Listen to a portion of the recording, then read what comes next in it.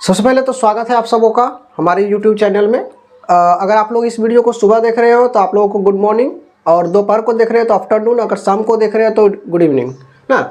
तो आप लोगों को वीडियो के थंबनेल को देखकर पता चल गया होगा कि आज इस वीडियो में जो है हम जानकारी देने वाले हैं आपको कि 12वीं का जो सिलेबस रहता है वो किस तरह का रहता है, जो कि शायद हर बच्चे को तैयारी करने से पहले जानकारी होना क्या है आवश्यक है। अगर सिलेबस की जानकारी हो जाता है तो हमको एक अंदाज़ा आ जाता है कि हमको किस रेंज में तैयारी करना है, किस पर कितना ध्यान देना है। वो हम लोगों को क्या होता है, एक तरह से अनुभूति हो जाती है। उसके बाद हम उसके अकॉर्डिंग प्लान बनाते हैं और फिर अमल करके अच्छे मार्क्स प्राप्त करते हैं। तो चलिए बिना देर के हुए वीडियो की शुरुआत करते हैं। देखिए, सबसे पहले जो आपका अंग्रेजी रहता है वो आपका बिहार बोर्ड में 100 नंबर का पूछा जाता है। अब 100 नंबर में भी आपका क्या है, ये आपका 3 पार्ट में डिवाइड रहता है। जैसे आपका फर्स्ट पार्ट हो जाता है, एक रेनबो बुक आता है आपका, रेनबो पार्ट 2 होता है, वो बुक आता है आपका, बगल में शो कर रहा होगा, कुछ इस प्रकार का होता है।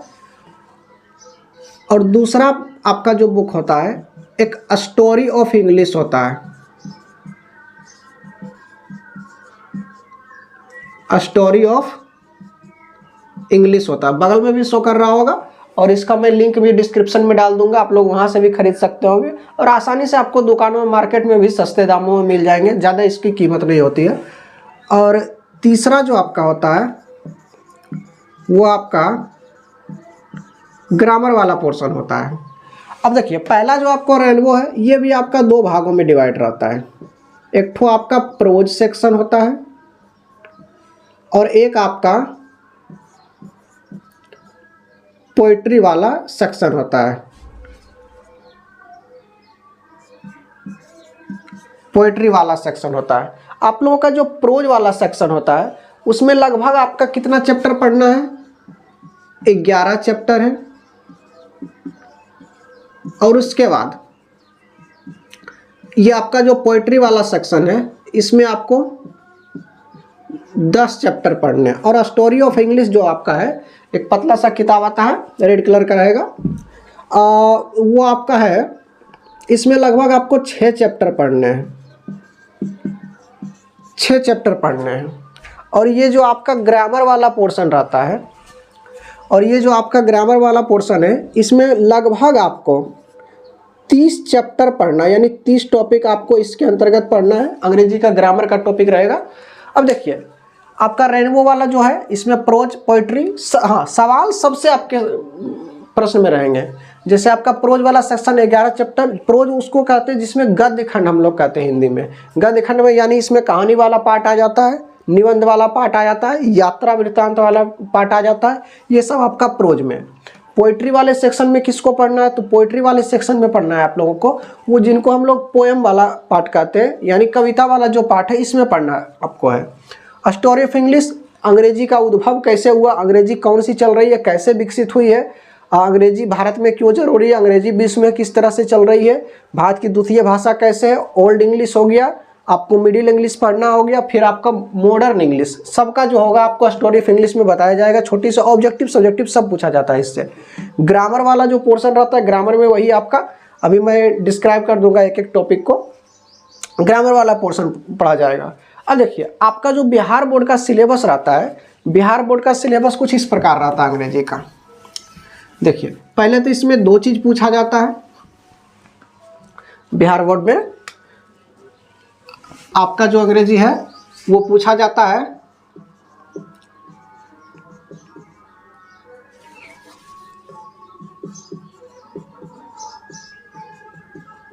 ये आपका 2 सेक्शन में सवाल रहते हैं, ये 2 पार्ट में रहते हैं। एक आपका ऑब्जेक्टिव वाला रहता है, ऑब्जेक्टिव वाला रहता है, और दूसरा आपका जो रहता है वो सब्जेक्टिव वाला रहता है। अब ऑब्जेक्टिव में आपको कितने सवाल करने हैं, तो आपको दिए रहेंगे 100 सवाल आप लोगों को दिए रहेंगे। 100 में से आपको कितने करने हैं, लगभग 50 सवाल करने हैं, यानी 100 सवाल दिए रहेंगे और आपको 50 करने हैं, यानी कहे तो आपका 50 नंबर का जो होगा वो ऑब्जेक्टिव वाला रहेगा। 50 नंबर का ऑब्जेक्टिव वाला रहेगा। और सब्जेक्टिव भी सेम है, आपको 100 मार्क का पूछा जाएगा, 50 के आपको करने हैं। यानी कहें तो सब्जेक्टिव भी कितने के रहने वाला है आप लोगों का, तो 50 मार्क का रहने वाला है। लेकिन ऑब्जेक्टिव का आंसर जो आपको करना है वो OMR के थ्रू आपको कराया जाएगा, कंडक्ट कराया जाता है एग्जाम। सब्जेक्टिव वाला आपको पेपर दिया जाएगा आपको लिखने के लिए, उसमें आपको लिखना है। अब देखिए सब्जेक्टिव में जो सवाल होते हैं हमारे, आपके जो सब्जेक्टिव में सवाल रहने वाले हैं, वो सब्जेक्टिव में सवाल जो होते हैं सभी टाइप से पूछे जाते हैं। यानी आपका कोई सवाल 2 नंबर का, कोई सवाल 4 नंबर का, कोई सवाल 5 नंबर का रहने वाला है। जैसे देखिए आपका जो पहला सवाल रहता है, पहला सवाल पूछा जाता है सब्जेक्टिव में, वो आपका पूछा जाता है, ऐसे पूछा जाता है, वो आपका ऐसे पूछा जाता है। ऐसे पूछा जाता है, आपको ऐसे कितने नंबर का पूछा जाएगा, तो आप लोगों को ऐसे जो पूछा जाएगा 8 नंबर का पूछा जाएगा। आपको टोटल ऐसे दे दिया जाएगा, 5 ऐसे दे दिया जाएगा, उसमें आपको करने कितने, 1, यानी 5 आपको ऐसे ऑप्शन के लिए दिए जाएंगे और 5 में से आपको एक ही ऐसे पर लिखना है।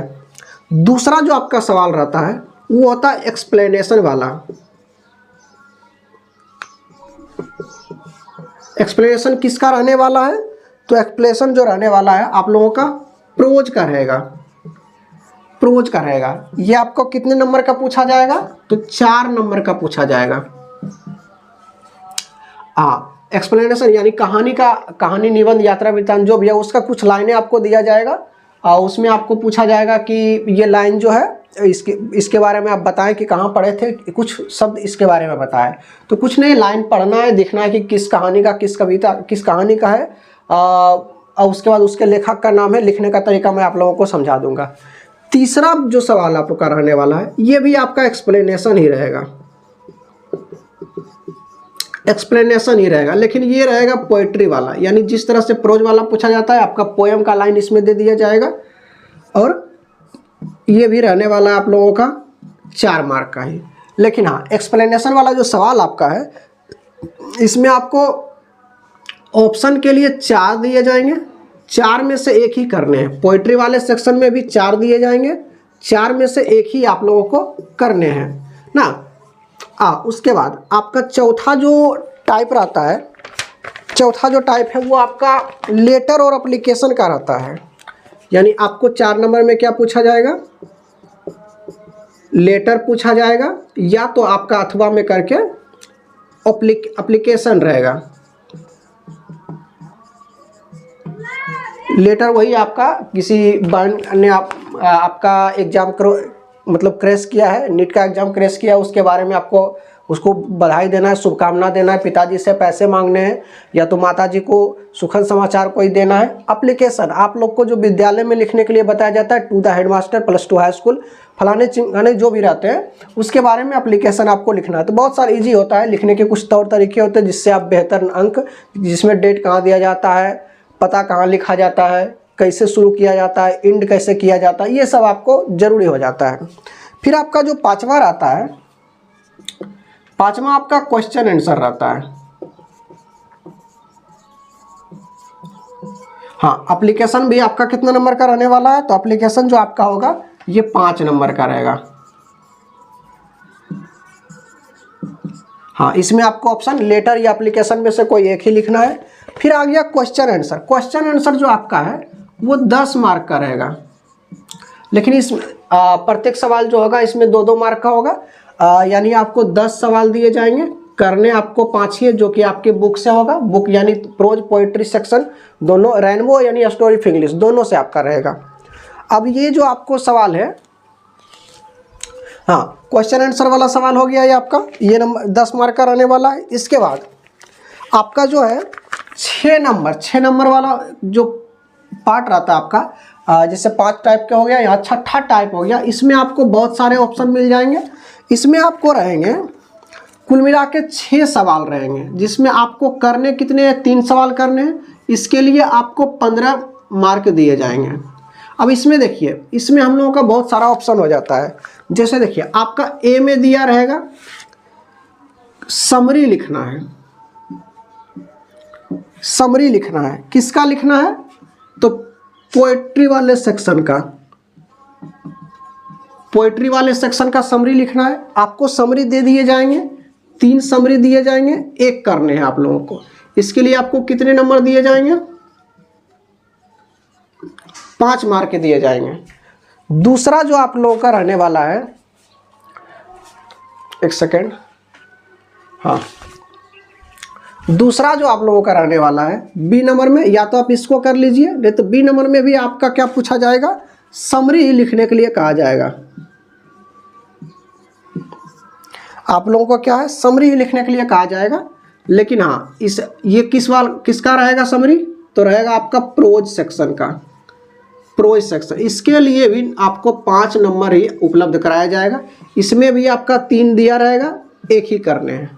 या तो आप इसको कीजिए या तो इसको कीजिए, या तो आप क्या कीजिए, आपका तीसरा रहेगा यहाँ पे दिया हुआ, तीसरा आपका नोट्स लिखने कहा जाएगा, नोट्स लिखने। इसके भी लिए भी आपको कितने नंबर दिए जाएंगे? 5 नंबर दिए भी जाएंगे। इसमें भी आपको नोट्स 3 टाइप के दिया जाएगा, जैसे old English, modern English, 3 notes दिए जाएंगे और इसमें आपको 1 ही करने हैं। उसके बाद अगर ये आपसे हो जाता ठीक है, नहीं तो आपका अगला जो डी नंबर में दिया रहेगा, डी नंबर में आपको मैचिंग करने के लिए दिया जाएगा, मैचिंग करने के लिए दिया जाएगा। अब मैचिंग करने वाला किसका रहेगा?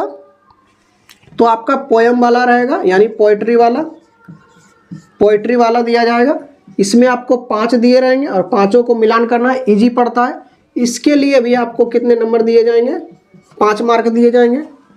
या ये आपसे अगर नहीं होता है तो इसके अलावा भी आपको दिए जाएंगे। आगे शायद ट्रांसलेशन है, जी बिल्कुल, आगे आपको ट्रांसलेशन बनाने के लिए दिया जाएगा,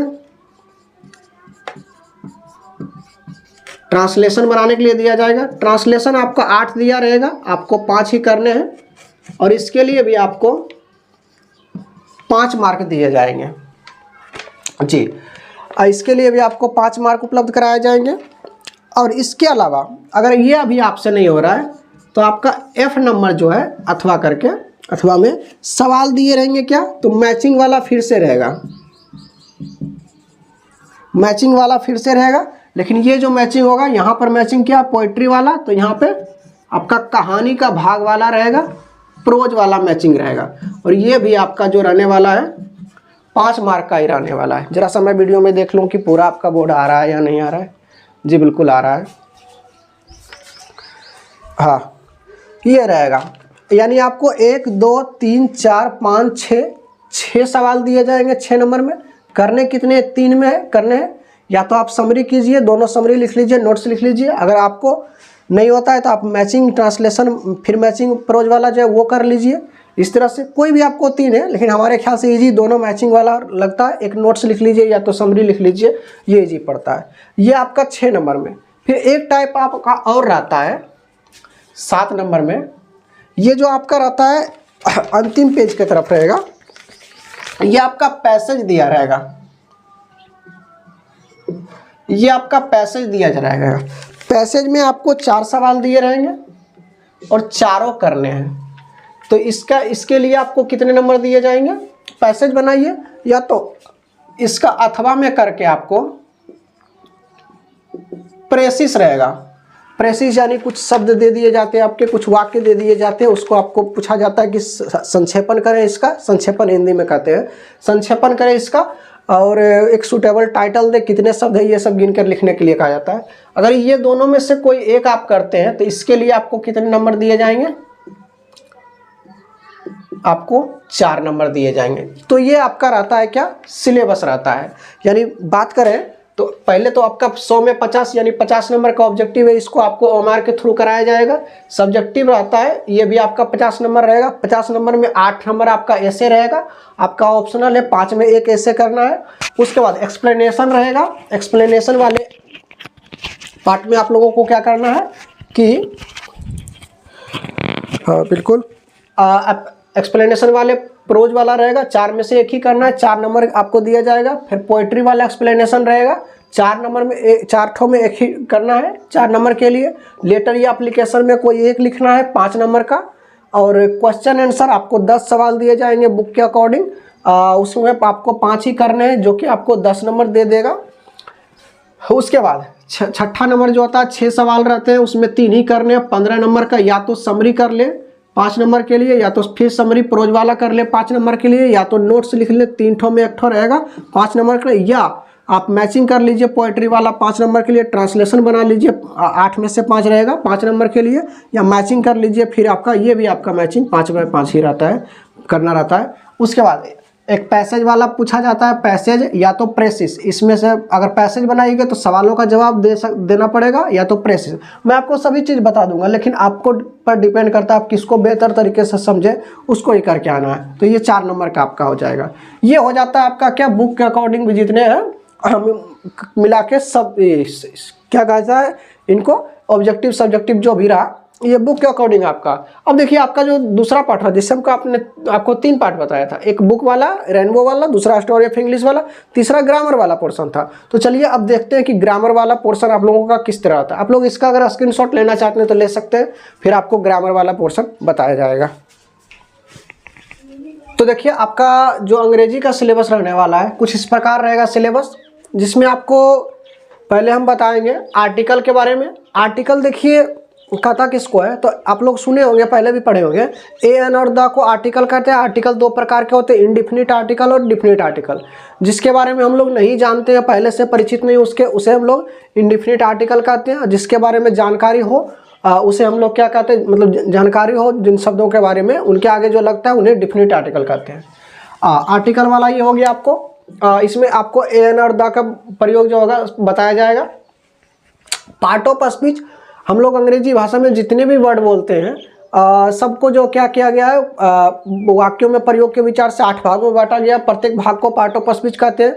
और प्रत्येक भाग कौन सा है, तो वो आपका नाउन के बारे में पढ़ना है। प्रोनाउन, नाउन यानी किसी भी नाम को संज्ञा कहते हैं। आप लोग पढ़ेंगे नाउन जो होता है 5 पार्ट में रहता है, एक proper noun, common noun, collective noun, abstract noun और मटेरियल नाउन। ये आपका 5 भागों में, पांचों के बारे में हम लोग विस्तार से पढ़ेंगे। दूसरा आपका प्रोनाउन हो गया, जैसे नाउन में देखिए जो राम हो गया, सीता हो गया, ताजमहल हो गया, बुढ़ापा हो गया, जवानी हो गया, ये सब आपका क्या है, नाउन के अंतर्गत ही आता है। प्रोनाउन, जो शब्द नाउन के बदले प्रयोग किया है तो उसे प्रोनाउन कहते हैं। जैसे क्या है, हम लोग कह सकते हैं कि जैसे राम पढ़ता है, राम पढ़ता है की जगह हम लोग वह पढ़ता यूज कर सकते हैं, राम के जगह पर वह यूज हुआ तो वह आपका प्रोनाउन हो गया। एडजेक्टिव हो गया, एडजेक्टिव मैंने विशेषण है, जैसे वह सुंदर है, वह सुंदर है, तो इसमें जो सुंदर है विशेषता बताया जा रहा है। या तो वह लड़की बहुत सुंदर है ना, तो वो सुंदर है, वह काला है, वह उजला है, ये जो आपका विशेष मतलब विशेषता बताता है नाउन या प्रोनाउन की, तो वो उसे क्या कहते हैं, एडजेक्टिव कहते हैं। अब भर्ब है, भर्ब किसे कहते हैं, भर्ब मतलब क्रिया हो गया। जैसे हिंदी में तो बोला जाता है जिसमें ना लगा होता है, सोना यानी ना अंत में लगा रहता है, सोना, बैठना, उठना, पढ़ना, जागना, जितने भी सब है वो आपका क्रिया हो गया। इसमें आपको स्लिप वगैरह पढ़ना है, स्लिप है क्रिया, V1 V2 V3 भी उसके फॉर्म में पढ़ना है। एडवर्ब हो गया, क्रिया विशेषण हो गया ना, जो शब्द क्रिया की विशेषता बताता हो ना, क्रिया की विशेषता बताता है उसे क्या कहते हैं। जैसे वह तेज दौड़ता है, तो तेज इसमें आपका क्या, वह विशेषण हो गया। वह बहुत तेज दौड़ता है, तो बहुत जो लगा है इसमें आपका क्या हो गया, वो एडवर्ब हो गया। जैसे आपका क्या हो गया, एक और है कि वो लड़की बहुत याद आती है, तो लड़की याद आती है ये आपका क्रिया हो गया। लेकिन बहुत याद आती है वो आपका क्या हो गया, एडवर्ब हो गया है ना। उसी प्रकार बहुत है, वह बहुत तेज दौड़ता है, वह बहुत बुद्धिमान है, ऐसे करके जो हो जाएगा ये आपका एडवर्ब हो जाएगा। एडवर्ब के बाद आप लोगों को प्रीपोजिशन पढ़ना पड़ेगा। प्रीपोजिशन, इसमें तो आपको प्रीपोजिशन का परिभाषा हो गया, कितने पार्ट में है ये सब पढ़ाया जाएगा, और यूज भी आपका पढ़ाया जाएगा, आगे टॉपिक है। कंजक्शन, जब 2 शब्दों को जोड़ते हैं, जैसे मैं पढ़ाता हूँ और मैं लिखाता हूँ, इनको मैं जोड़कर अगर बोलूँगा तो बोल सकता हूँ कि मैं पढ़ाता और लिखाता हूँ दोनों। तो जो शब्द 2 वाक्यों को जोड़ने का काम करता है, आइदर नाइदर, बहुत सारा वर्ड है इसमें, उसे क्या कहते हैं, कंजक्शन कहते हैं।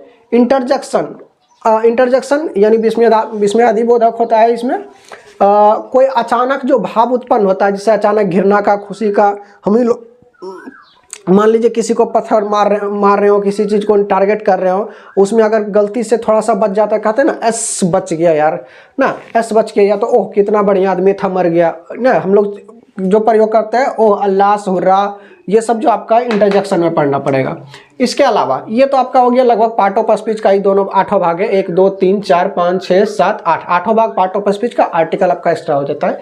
फिर आपको नंबर पढ़ना है, नंबर आपको सिंगुलर प्लुरल पढ़ना है, जिससे कोई भी एक चीज रहता है वो सिंगुलर होता है, जो एक से अधिक रहते हैं वो प्लुरल होता है ना, जिसे हम लोग एक वचन बहुवचन भी कहते हैं, लेकिन आपको 2 ही होते हैं इसमें, संस्कृत में आपके 3 हो जाते हैं ना। अब जेंडर हो गया, जेंडर यानी मैस्कुलिन फेमिनिन मुख्य रूप से आपको पढ़ना है, यानी पुल्लिंग और स्त्रीलिंग पढ़ना है मुख्य रूप से, लेकिन इसके अलावा भी 2 जेंडर होते हैं, न्यूटर जेंडर और कॉमन जेंडर होता है। न्यूटर जिसमें छोटे छोटे, न्यूटर वाले में जिसमें छोटे छोटे कीड़े मकोड़े, छोटे छोटे वस्तुओं, निर्जीव वस्तुओं का रखा जाता है, न्यूटर जेंडर होता है। और उसके बाद कॉमन जेंडर जिसमें दोनों आते हैं, जैसे टीचर हो गया, टीचर का आप लोग क्या कहते हैं, जैसे कोई जेंट्स टीचर है तो टीचर कहते हैं, अगर कोई लेडीज टीचर है तो उसको टीचर नहीं थोड़े कहते हैं, स्टूडेंट पढ़ रहा है तो लड़की को स्टूडेंट नहीं थोड़े कहते हैं, उसको क्या कहते हैं, वो आपका दोनों कॉमन जेंडर हो गया, यानी कुछ कुछ वर्ड कॉमन में यूज कर सकते हैं। तो जेंडर आपको पढ़ना है, मैस्कुलिन फेमिनिन मुख्य रूप से पढ़ना है। पर्सन किसको कहते हैं, तो जो पर्सन देखिए 3 टाइप का होता है, फर्स्ट पर्सन, सेकंड पर्सन और थर्ड पर्सन। फर्स्ट पर्सन किसको कहते हैं, जो वक्ता रहता है, जो बोलने वाला रहता है उसे फर्स्ट पर्सन, जो सुनने वाला रहता है सेकंड पर्सन, और जिसके बारे में कहा जाए उसे थर्ड पर्सन। विस्तार से बताएंगे क्लास में। टेंस आप लोग पढ़े होंगे ना, present tense, future tense, past tense, ये आप पढ़े होंगे, उसी के बारे में थोड़ा सा डिटेल पढ़ना है, उसका स्ट्रक्चर कैसे होता है इसमें जानना है। वॉइस आपका हो गया, वॉइस मतलब वॉच हो गया, आपको इसमें एक्टिव वॉइस और पैसिव वॉइस पढ़ाया जाएगा। नरेशन आपको डायरेक्ट से इनडायरेक्ट, इनडायरेक्ट से डायरेक्ट बनाने के लिए ऑप्शन में दिया रहता है, आप लोग को बताया जाएगा कैसे बनता है। ओमिशन टाइप का भी ज़्यादा हो जाता है। यूजेज ऑफ प्रीपोजिशन, जो प्रीपोजिशन हम यहाँ पढ़ेंगे उसका उपयोग किस तरह किया जाता है, इसमें बहुत सारा बिहाइंड हो गया, बिटवीन हो गया, ऑन हो गया, ऑफ हो गया, कि आप किस तरह उपयोग करेंगे ये आपको बताया जाएगा इसमें। ऐसे राइटिंग यानी किसी निबंध को जब लिखते हैं, जैसे आप लोग हिंदी में देखे होंगे भूमिका लिखा रहता है ना, उसके बाद परिचय लिखा रहता है, उसके बाद क्या है लाभ, क्या है हानि, क्या है, उसके बाद उपहांसार हो गया सबका, यानी किस तरह से उसको लिखें, यानी ऐसे को यानी निबंध को किस तरह से लिखें कि एग्जामिनर वाला जो देखते ही ये खुश हो जाए और हमें जितने ज़्यादा से ज़्यादा मार्क देने का प्रयास करें। वो ये ऐसे राइटिंग में पढ़ लेंगे। लेटर राइटिंग, लेटर जो हम अपने प्रियजनों को, छोटों बड़ों को लिखते हैं, वो किस तरह से लिखना है ये भी आपको बेहतर तरीके से बताया जाएगा। प्रेसिस राइटिंग, आपका जो लाइन दिया रहता है उसको काट छाट करके किस तरह से लिखा जाता है ये आपको इसमें बताया जाएगा।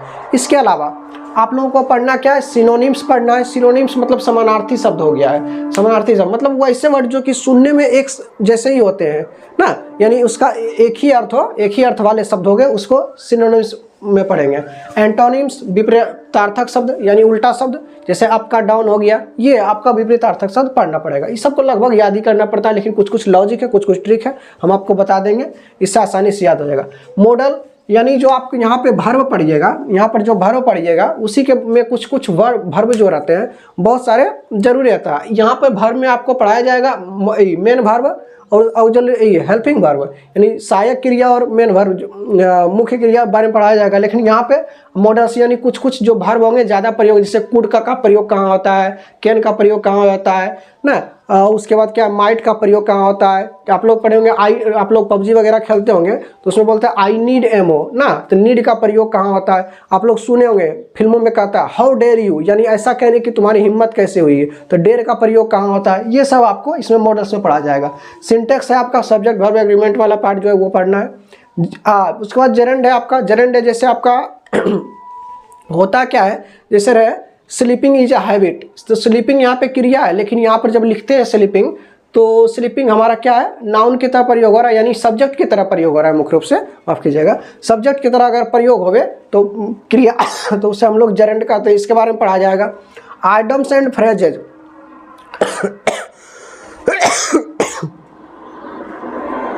जी बिल्कुल, आइडम्स एंड फ्रेजेज यानी लोकोक्ति और कहावत, ये लोकोक्ति और मुहावरा ये आपको पढ़ना पड़ेगा। जैसे हम लोग का बैठिएगा कभी बुजुर्ग के सामने, हालांकि बैठा कीजिए क्योंकि वो बहुत सारा तजुर्बा जो है ना फ्री में दे देते हैं। अपना वर्षों का ज्ञान आप लोग जितना टीचर से नहीं पढ़िएगा वो ज्ञान आपको तुरंत दे देंगे, क्योंकि उनके पास तजुर्बा होता है।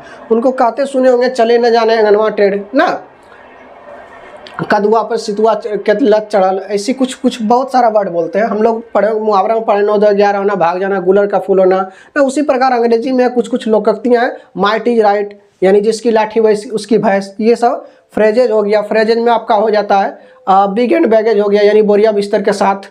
Cats and dog, cats and dog है यहाँ नहीं कि कुत्ता और बिलाड़ पढ़ेंगे, कुत्ता और बिलाड़ नहीं पढ़ना हम लोग को। कैट्स एंड डॉग होता है मतलब मूसलाधार बारिश हो रहा है, तो किसके लिए क्या प्रयोग किया जाता है, इसमें कुछ कुछ वर्ड है आपको पढ़ना है। स्पेलिंग करेक्शन, आपको परीक्षा में 4 स्पेलिंग दिए जाएंगे और 1 सही रहेगा, 3 गलत रहेंगे। बस किस तरह से पकड़ेंगे कि कौन सा सही है उसमें वो पढ़ा। 1 वर्ड सब्स्टिट्यूशन इसमें पढ़ा जाएगा सब्स्टिट्यूशन में कि अनेक शब्दों के बदले एक शब्द है। मतलब हम लोग हिंदी में पढ़े होंगे जिसके हाथ में बीना हो, जिसके सिर पर चंद्रमा हो, जिसके गले में सर्प हो, उसके बाद बहुत सारा ऐसे करके है ना। तो उसी प्रकार अंग्रेजी में आपको पढ़ना है ट्रांसफॉर्मेशन। आप लोग जो टेंस पढ़िएगा, जैसे टेंस सेंटेंस वाला सेंटेंस पढ़िएगा तो उसमें क्या बताया जाता है कि असर्टिव से निगेटिव, निगेटिव से इंट्रोगेटिव ना, किस प्रकार बदला जाता है वो आपका ट्रांसफॉर्मेशन में पढ़ना है। इसके अलावा भी बहुत सारा आपका थोड़ा सा एक्स्ट्रा 1-2 क्लास है पड़ जाएगा, यानी 2 क्लास एक्स्ट्रा लिख सकते हैं। एक्स्ट्रा 2 क्लास जो होगा हो जाएगा, कुछ कुछ जो छोटा बड़ा रहेगा, कुछ और बहुत सारे टॉपिक है जो कि एग्जाम के दृष्टिकोण से आपका बहुत ज़रूरी है। तो ये जो टोटल वीडियो आप लोगों का लगभग 30 मिनट का वीडियो है ना। आप लोग को 30 मिनट के वीडियो में हम आपको बताने का प्रयास किए हैं कि आपका जो 12th का सिलेबस है वो किस प्रकार रहता है और किस प्रकार तैयारी करेंगे, किस प्रकार तवज्जो देंगे, किस प्रकार बढ़िया से नंबर आएगा। इस वीडियो के माध्यम से हमने आपको बताने का प्रयास किया है। अब क्या होगा, जो हमारा अगला वीडियो आएगा उसमें हम एक एक चीज़, जैसे आर्टिकल हो गया, पार्ट ऑफ स्पीच, एक एक टॉपिक को हम लोग डिस्कस करेंगे, बारीकी से अध्ययन करेंगे, जिसमें कि हम ज़्यादा से ज़्यादा नंबर हम कम समय में अर्जित कर सके। कम समय में नहीं, सोच समझ के बढ़िया से, यानी बेहतर प्रयास रहेगा कि परीक्षा में जितने भी अंक हैं ज़्यादा से ज़्यादा अंक अर्जित करेंगे। तो चलिए इस वीडियो में शायद ये जानकारी आप लोगों के हेल्पफुल ही रहा होगा। कुछ अगर सवाल हो, आपके मन में त्रुटि हो कि सर ये पढ़ना है, फलाना ढिमकाना, तो शायद कमेंट बॉक्स उसीलिए बना रहता है। आप लोग कमेंट बॉक्स में ज़रूर अपने सवालों को रखिए, कोशिश करेंगे अगर समय मिलेगा, समय तो लगभग रहता ही है ना, कोशिश करेंगे कि उसका जवाब जो होगा आप लोगों को दिया जाएगा। और एक एक टॉपिक को लाएंगे, उस सबको वीडियो को देखना ना भूलिएगा। और जो भी आपके 12th के परीक्षार्थी हैं, आपके साथी हैं, आपके भाई हैं, आपके बहन हैं, उनको जोड़ने का प्रयास कीजिएगा चैनल के माध्यम से, ताकि ना कहता ज्ञान बांटने से बढ़ता है, तो उनको भी अगर जानकारी मिल जाएगा तो हो सकता है वो आपको शुक्रिया करें ना, आपको धन्यवाद करें। आपका जो इच्छा हो कीजिएगा। तो फिर मिलेंगे अगले वीडियो में टॉपिक के साथ, तब तक के लिए जय हिंद।